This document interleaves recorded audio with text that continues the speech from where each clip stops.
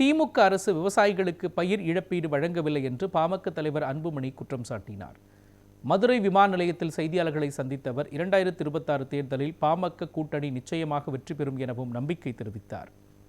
2026 பாமகவோட தேர்தல் நிலை எப்படி இருக்கு? விரைவில் எங்கள் கூட்டணியை நாங்கள் அறிவிப்போம். பேச்சுவார்த்தை அதான் விரைவில் இன்னும் 2 மாதம் இருக்குல்ல, அறிவிப்போம். பேசிகிட்டு இருக்கிறோம், பேச்சுவார்த்தையில் இருக்கிறோம்.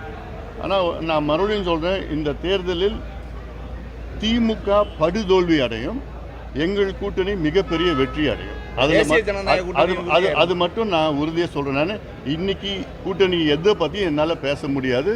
உறுதியாக இன்னும் கொஞ்சம் நாளில் கூட்டணி முடிவாகும். பெரிய கூட்டணி, நல்ல பலமான கூட்டணி, மெகா கூட்டணி முடிவாகும். எங்கள் கூட்டணி நிச்சயமாக வெற்றி பெறும்.